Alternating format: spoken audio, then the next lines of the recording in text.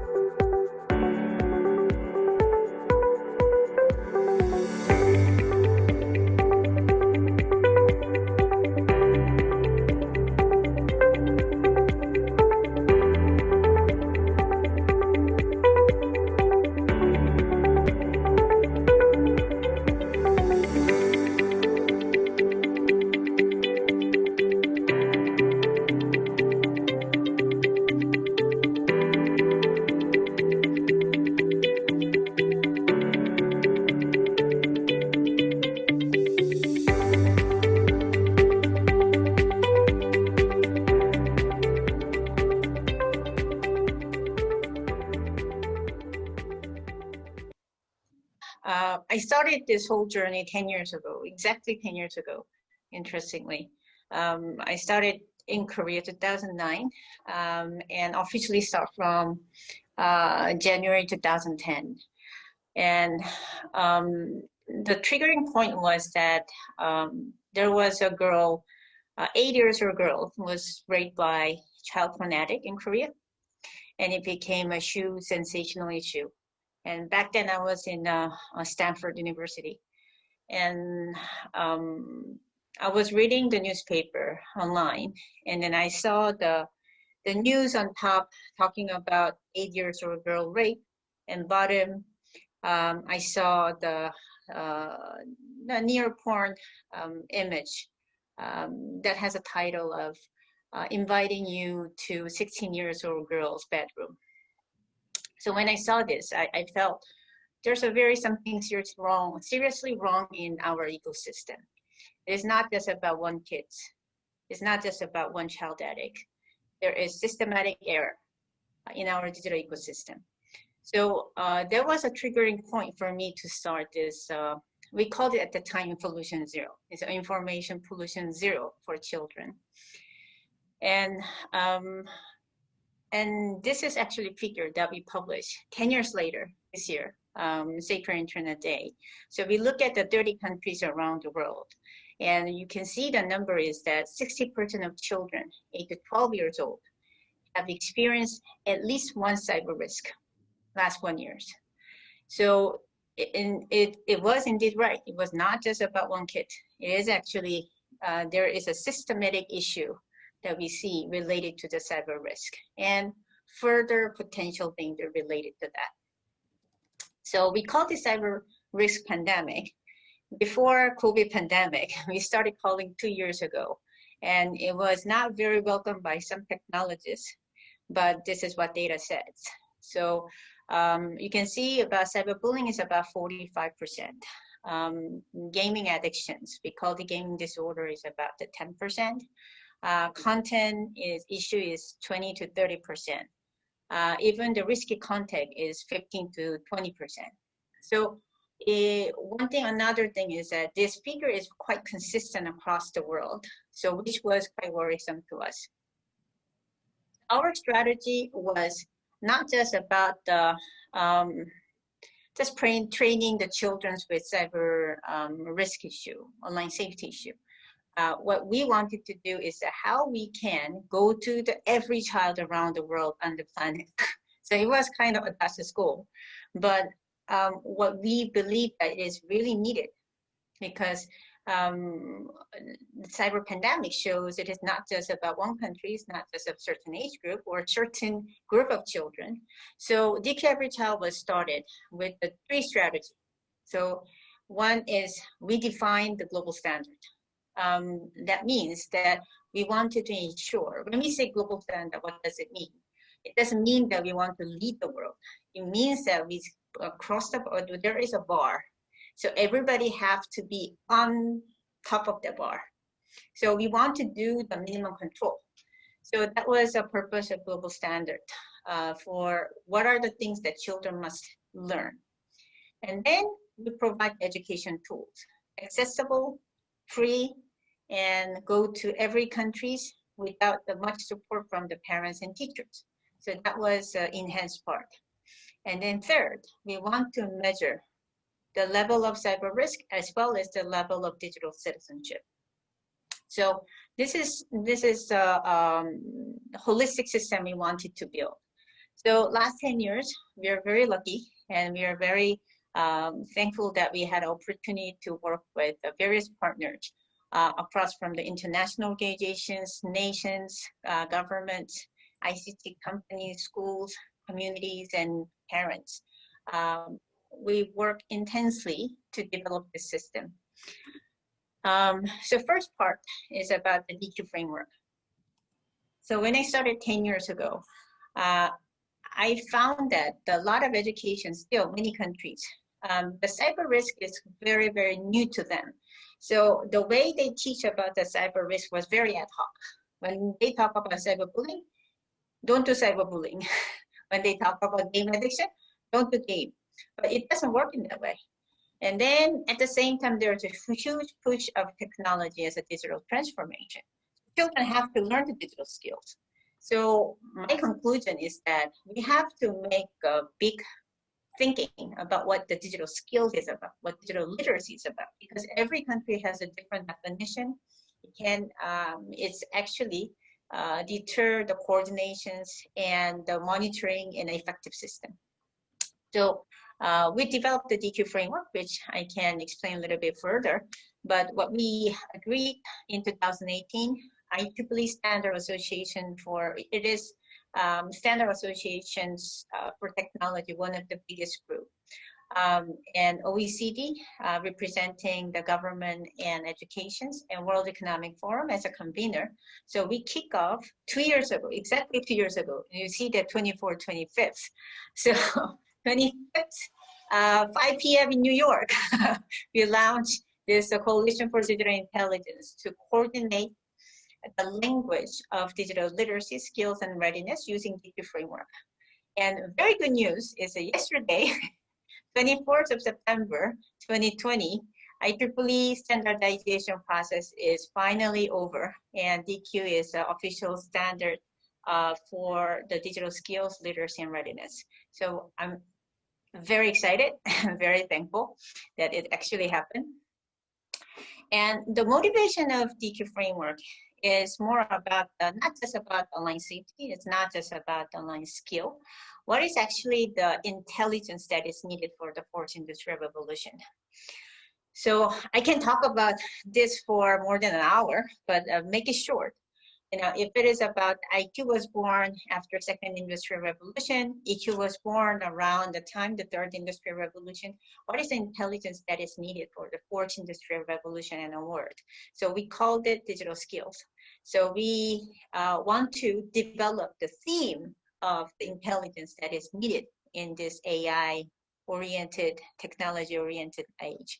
It has been quite well accepted, and RUDQ is written by the Lord Mayor in London, and it has been adopted in around the countries and the leaders. And this is actually a framework. I like this video, 30 seconds, so please bear with me.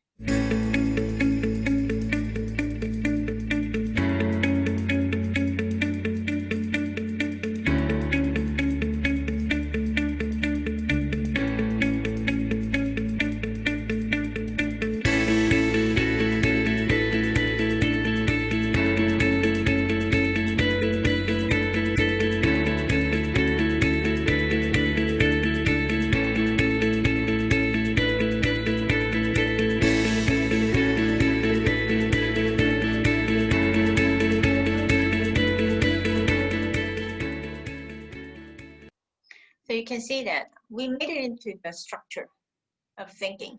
What is actually comprehensive competency that is needed in order for individuals to thrive in this AI age, in digital age? So we think of it, it's not just about how I do the better coding. We look at all dimensions of digital life, starting from identity, use, safety, security, emotional intelligence, I can see emotional intelligence, literacy, and rights. And when we look at the area, we also look at the maturity. So when children started, they first learn how to live in the digital space. And then when it's like a life skill, we call it digital citizenship skill. And then when children know how to live, we want children to co-create this digital world.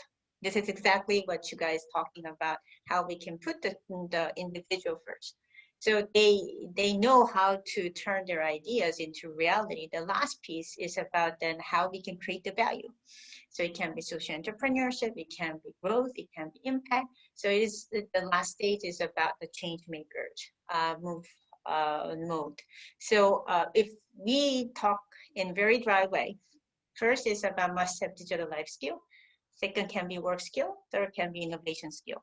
One of the core things that we emphasize is that it is so important that everything has to root it into the moral value and ethical value, which I think is a very critical part that should not be missed in this whole framework. And one of my agenda is that, okay, there are a lot of great people who's talking about entrepreneurship and codings and others. But there has been seriously neglected on the basic digital citizenship skill.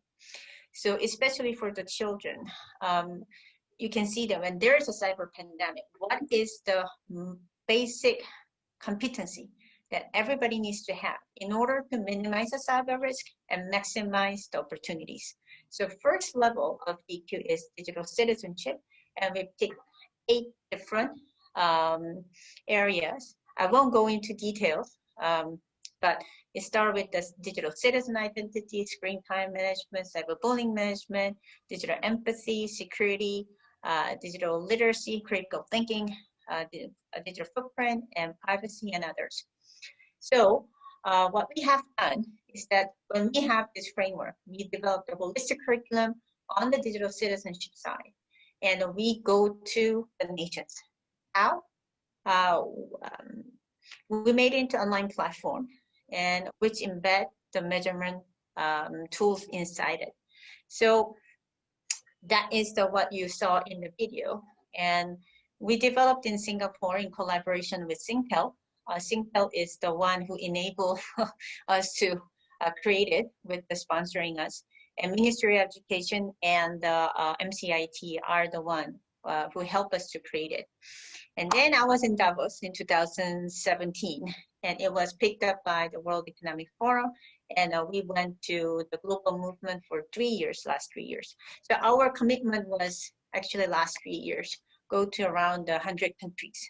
So luckily, when we look at the registration number, we have 110 countries registered in our account. And the number of children that reach is about 1 million children. And through this collaboration, we have more than 100 actually collaborators. And most importantly, last part, if you don't measure, you don't know where we are. So we developed the actually assessment tools embedded to measure the level of cyber risk as well as the level of digital citizenship skill. So this is kind of indicative of children's digital readiness. And based on this database, we developed this Child Online Safety Index. So we have, I think we have the largest data set around the world related to child online behavior and safety and digital citizenship. And we developed the world's first measure for nations to understand their level of cyber risk, exposure of children, as well as the empowerment part. So we look at the holistic level of child safety related. What is core? The technology that we use is DQ World. It's an online learning platform that we developed with the sponsorship of Singtel and Singapore government. I won't go into details, but what we actually have done is last 10 years. We had a luxury to be sponsored by the universities, governments, and so we tried actually a lot of things. So related to digital citizenship, we are one of the best leading organizations around the world. And we started from Korea, and then now we are in Singapore, and it has been used. But one of the key things is that we linked everything together. So when children learn, they self-learn, and then the report goes to children's parents and schools and nations. So we built this data bank and developed the impact measure in a real time. So we are always been research back and data driven. So we've been working with a lot of organizations to ensure that we are doing the right thing. So when I look back the last 10 years, first 7 years I would consider the research and development. So we are more focusing on the frameworks, outreach, and try. My team actually hated me because I always upgrade every year after the feedback. So we are kind of a bit crazy so far. And then last 3 years was another crazy years. It was more of a social outreach. So we had an endorsement and first index and the tools that we created. And this is 2020 is a very important year for us because when I started 10 years ago, I actually made a promise to myself. Within 10 years, we'll set the standard. 3 ways. First, framework that everybody, every nation can adopt. Second, program that any child can use. 3, measure that can influence nations. So that was within my diary. And I thought that it was delusional thinking, but now 2020, somehow it was all mapped. So I'm personally very thankful. But at the same time, that made us to think about what is next 10 years. So we are shifting a gear. So in order for really DQ every child and DQ for all, we cannot do it ourselves.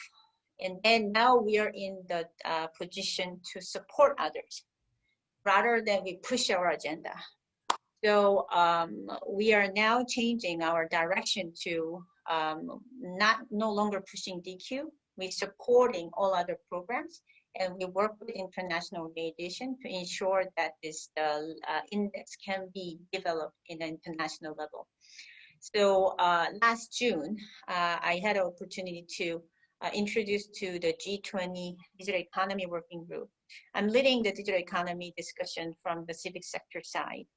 I present COSI to be included in the measurement for digital economy. So some people say, why digital economy? Because I believe in after COVID, digital economy is not just about the technology and growth. It is about our living in this digital life. So first thing that we have to include is a well-being of individuals, which is center of it is child and life safety. And good thing is that now we are expanding that discussion into the next level. So we are collaborating a lot of like-minded partners to discuss, to create the common measure for child and life safety that can be used by all across the nations. And good news, we have institutionalizations over, and we have all the system ready. So now from 10 years on, we are looking at safety for all. So it's not just about the children, how we can empower everybody. So in order to do that, I think, I don't know why this is actually going that fast, but what we want to do is that we want to empower any organization, any educator who wants to develop the digital literacy. We help them to develop. So again, the principle is the same: coordinate, enhance, and measure. So we use the DQ framework to help people to coordinate around the world. Enhance is that when people have the program, I think it's auto-generated. People have the program. We actually go and look at about their quality, and we align them with the DQ standard. So we help them to enhance their program if needed. Otherwise, they can be part of this global coordinations. And then lastly, we measure. So it's based on the DQ framework. We developed the common assessment tools. And then that is linked with the global data bank that can be used. So now we no longer about the we driving. Is our next year mission is how we can actually build a coalition and support others to ensure that everybody around the world have access to the digital skills that is needed for their job, their life, their well-being, or any kinds of way of high quality education. So that's where we are. This is very, very important discussion.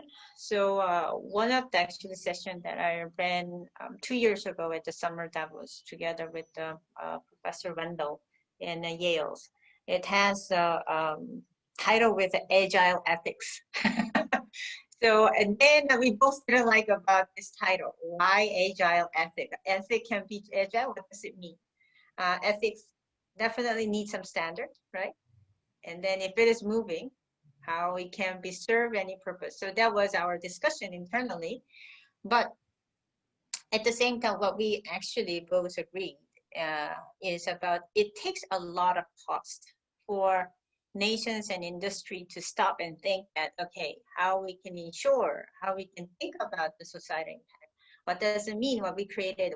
What are the repercussions or side effects that we are going to have? Now you can see that we are in the, like fast track bullet trains to make competition of AI world.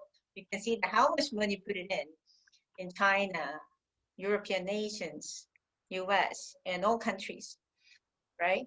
So in that time, if you are thinking about, hey, let's think about ethics. It sounds great, and we all agree in principle, but it takes a lot of cost.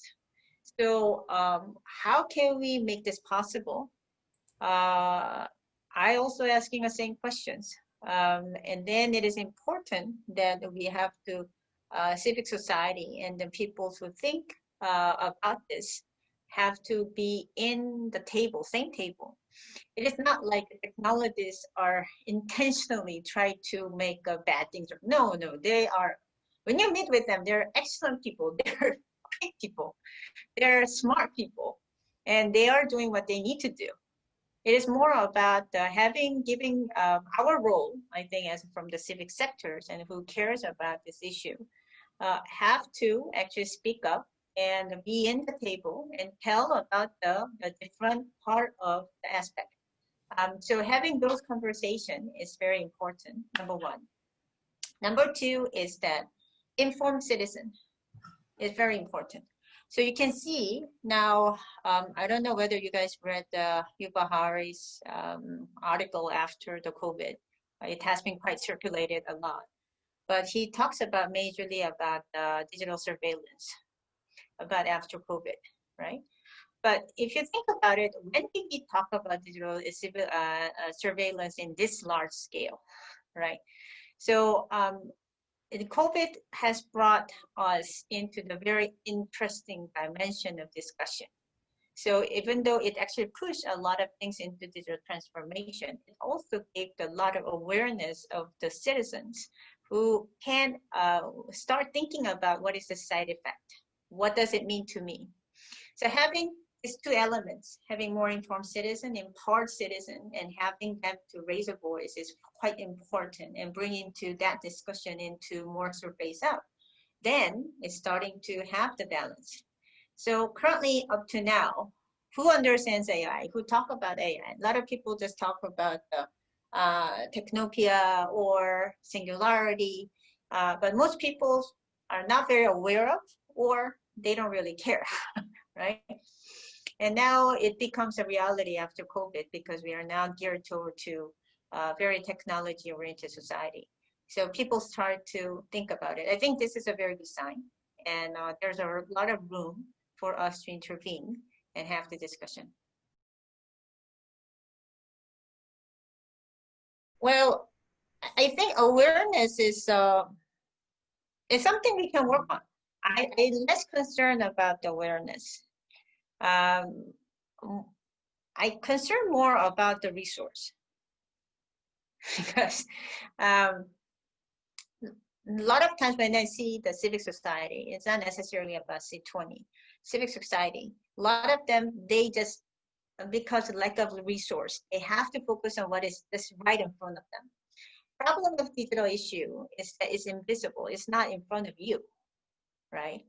When people get nervous about the children's cyber risk, when they see their children's instead always stuck and glued into the mobile, that's when they really feel like what's going on, right? Even though they don't know what's really going on over there, it's invisible. So it is natural for actually a lot of civic sectors not really focusing on this issue of the cyber issue. I think it's very natural. So, but in the raising awareness issue, and when I see the last 10 years, when I started 10 years ago, in Korea, even though it is like a gaming addiction is more than like, there's a report about 20%. Parents a little worried, but technology, civic sector, nobody really worried that much. But I see that the trend has shifted quite rapidly when things happen. So I think it's just a matter of time. Everything has a matter of time, and everything has a right tide. But my more important question is that, are we when there's a moment arise, is global society is able to support this to be broke up? And then we can early intervene. Important thing is that global South don't need to repeat the mistake that the US, UK, Korea already has made when it comes to technology. They're already we've been struggling so much. We have already accumulated knowledge. What we need to do is to support the global South to inject so they can leapfrog. So it's coordinations and resource is a more bigger problem for me when I look at it, rather than lack of awareness.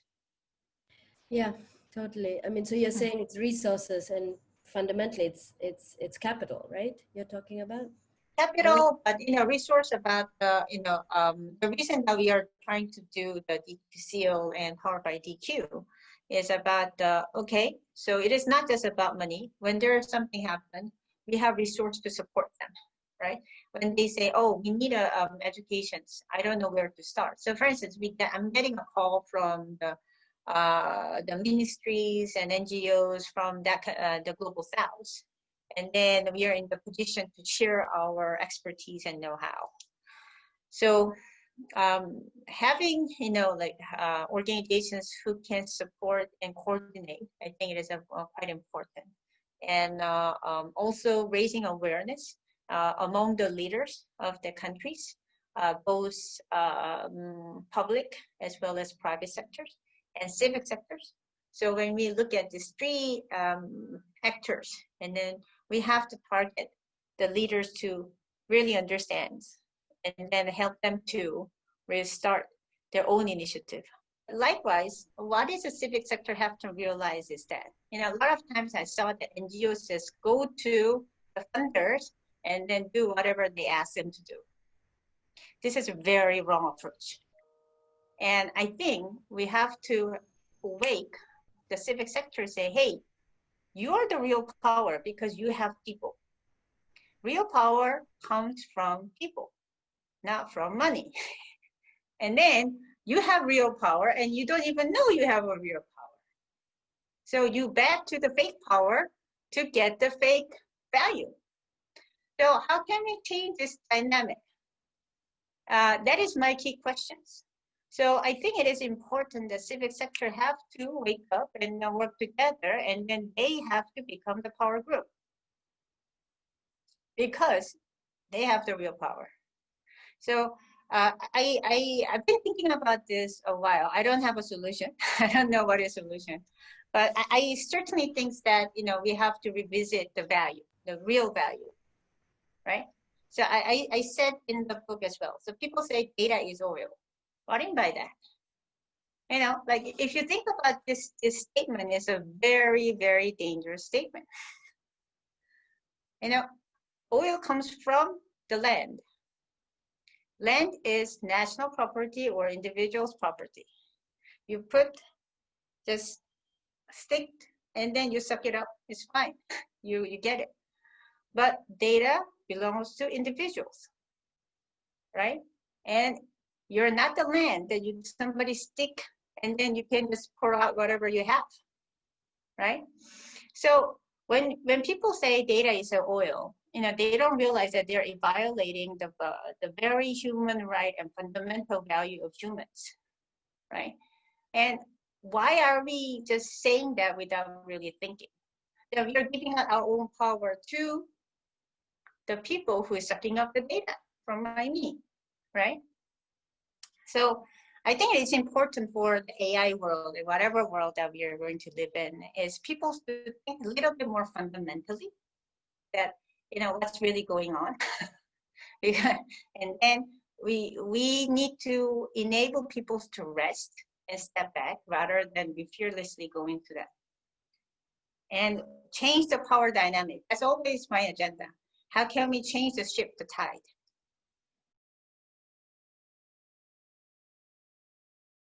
After working on the same topic for 10 years, I realized that nothing is easy. It's not just about global tide. Even your homeland, right? Everything is difficult. Every single thing is difficult. So, and then I think difficulty is as a norm. Lack of resource as a norm. As a civic, especially the social impact, the journey, that is part of your package that I took it for granted. So now I don't see them as obstacles. More obstacle is actually finding the right local partners and then working with the right people. So I don't really see that organization is the problem. It's more about the people's our problem. Not problem. People's are more important. When I see the problem is how we can find the right people inside. So I observe this one person can change a lot. Different nations, organizations, and others. So Ashoka, one thing I really admire and respect in Ashoka is about your effort to find the key peoples in each country. And the support that the individuals is quite, I think, is really, really right approach. And I wish that I can do the similar things in my area. See, honestly, I didn't plan anything. That's I try to do everything that I can do. I try to just get hold of any opportunity that I can hold of. So it has been actually more organic. And one thing, when I look back, because while I'm writing a book, I've been really thinking about last 10 years. And one thing I found is that what I intend to do didn't work out. And what I actually didn't expect things to do work out. So I do not actually, I always, when I say to the people that I cannot take the credit, is people say, oh, you try to be try to look humble, No, not really. My experience tell, I worked really hard. I'm a workaholic, and I tried my best in every way. But I don't think it is what makes difference. Everybody work hard. Everybody try their best. I think I met the right people. Of course, I met sometimes wrong people, but just having one right person, and just working with them continuously and continuously redevelop and understand what actually market needs. So it is nothing different. It's just one-on-one, I think. I try to listen what children need, what teachers need, and what parents need. So as I shared with you when I actually did the R&D, my team always thought that I'm crazy because every year I wanted to create a new thing, new program, and a new trial. So my team said, why do you have to do that? You can just repeat. But I wanted to just find the right solutions. Yeah. So that was 7 years. So it has been super busy, and super crowded. And I tried actually every possible way. When I say every possible ways, I tried with parents, I tried with teachers, I tried with government.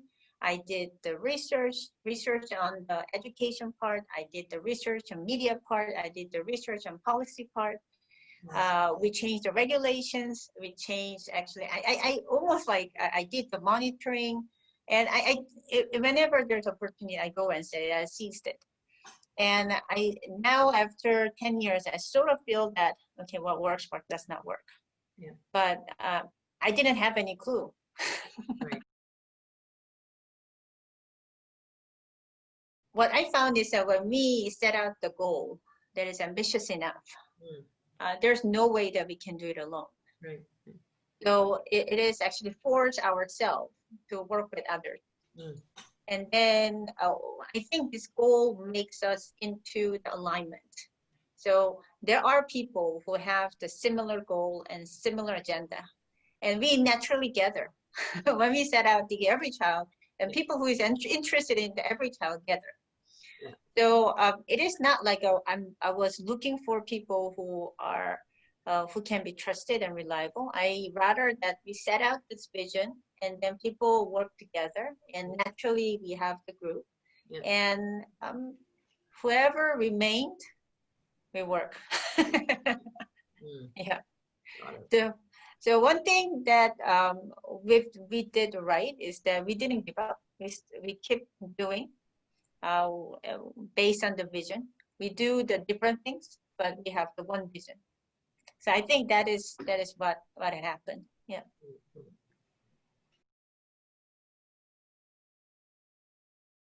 This is also a very important part. When I first actually conceptualized the first EQ, we called it IZ Hero. It's Involution Zero Hero, it's IZ Hero. So we make every child into the hero. The reason I actually started this project, even though I was not an educator, I was trained as a statistician. Back then, my starting point 10 years ago is more of advocacy, not educations. And then I tried to work with policymakers and gaming industries and others at the time, media company. And I I was immensely frustrated because the awareness was not there. At the same time, of course, it was not the right time. It is nothing wrong with them. It was my delusional thinking that somehow it will work. But one thing during that process, one thing I realized is that, okay, maybe I'm thinking wrong way. So we usually see that, for instance, technology can be it's like a game, right? Attack and defense. Usually when you say child online protection means that we defend, right? And somebody attack and we defend, and children defend. It is time for us to change the attack and defense. So we let children be the agents to attack, and then technology to defend. How can we do that? So that was my starting point for me to think about IC Hero, the education project. So we made it to the story that the average kid becomes a hero. And he actually conquered the digital world and make things better. So that's actually the starting point of whole DQ. So when you ask me about how we can help people to keep the agencies and others, I think it is very important we have to start early. And then we have to help children especially, to equip with the right level of thinking. And I think our education system, people complain that, our education system has been 150 years old, which is the standardized testing. I agree with that. But if you think of it in the opposite way, because it worked, right? And then it helped children to learn about the thinking skills. So to me, it is not the technology is the problem. It's that we didn't really equip the individuals to think and to become a master of technology. So when we reverse the tide, I think we should be able to encourage people to be the human, right? The ability to think is a core ability of the human.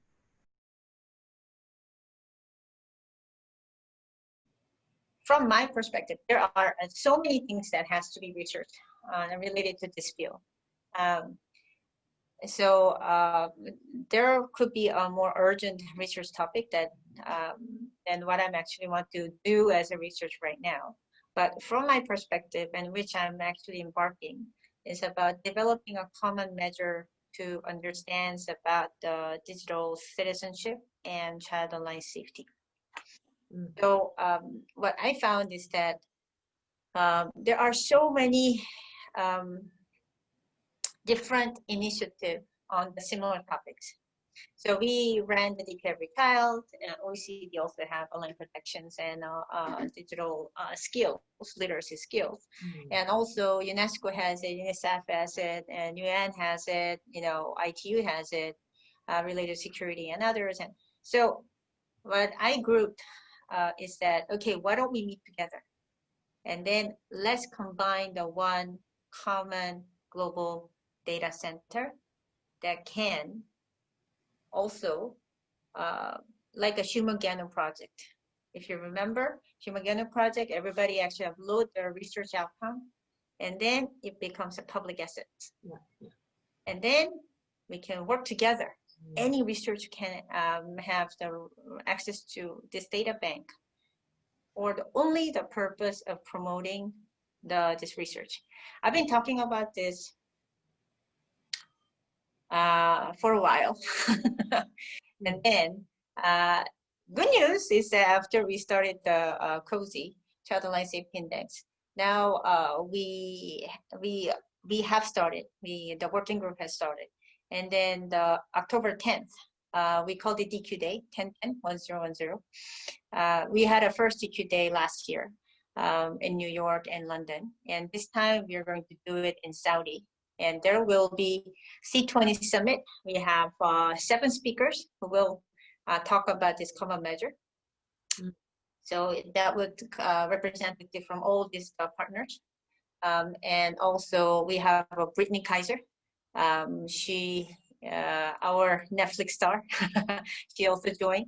So we are going to have this discussion, and then we aim to start this project collectively and openly manner.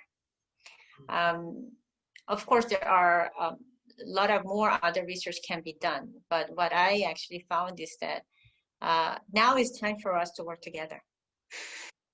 And then, like, for me, a lot of people talk about the local impact and others, but yeah, that's true. But digital issue-wise, it is not really local. So how we can ensure this to happen? Yeah. So that's more of my agenda right now. Most people talk about gender divide when it comes to digital divide and socioeconomic status, right? So this global south, global north versus, and also girls versus boy, women versus male, and different regions. Yes, they are the problem, for sure. And I do not think that gap has been decreased. I think its gap is more widening. Hopefully, I'm not right, but what I observe is more.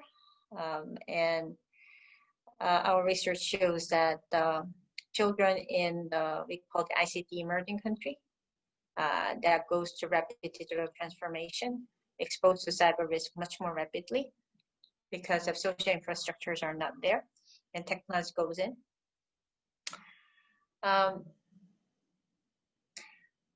How can we help utilize technologies to be the more of an enabler of equality rather than enabler of inequality, right? That's a huge question of everyone. And then I think all technology company wants to address that answer. So people are working fearlessly on this, which is great, right? Am I optimistic about this gap will decrease? I don't know, honestly. And which gap do we have to focus on? Again, I don't know. I'm not particularly, I'm leading the equals digital skills for the girls digital skills and other, which I'm quite passionate about. But that doesn't mean that boys are not less important, right? So I think, sometimes we look at the gap too much, and then we sometimes lose the sight of the whole thing. So how can we ensure that everything goes up, right?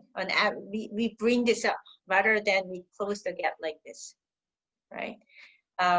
That is also important. Like in this, maybe it increase, but if we move things up like this, and then having the decrease, this two effort has to go together.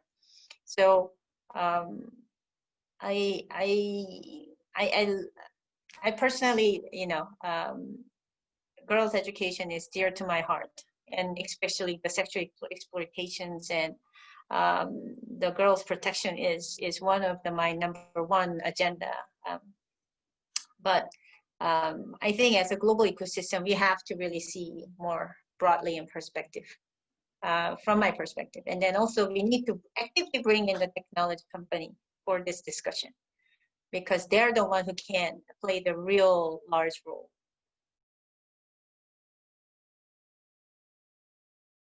Most hope is children, because when I said, I still remember, when I started this conceptualization IC Hero, 10 years ago, I made a proposal and went to the company for funding.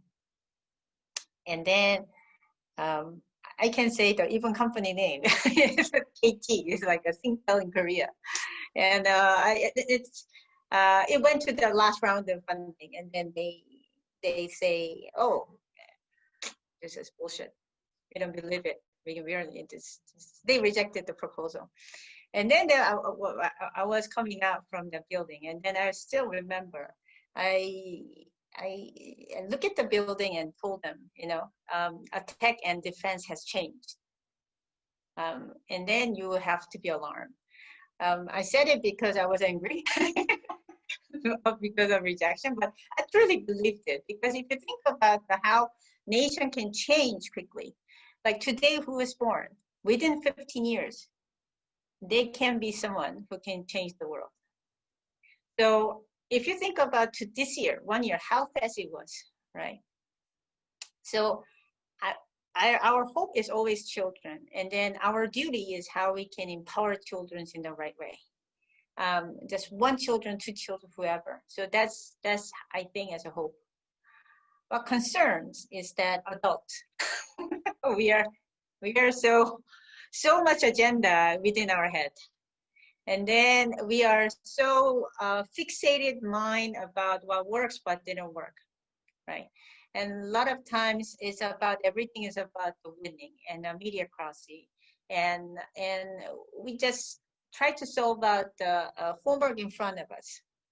So not many leaders can see the long term, right? And what I value about Singapore is about the stability. The political stability I enjoy, of course, it's not always true if you think about North Korea. But one thing that I think is important is for leaders to have a long-term view and how nations should go.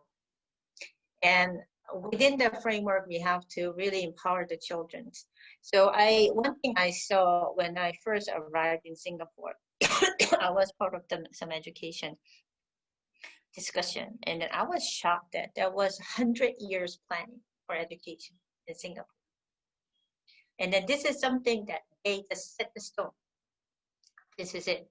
And then they adapt every 5 years. And also, important thing is that, yeah, so I see if global community have some level of agreement on what we want to set the stone, some very basic value that we need to agree on.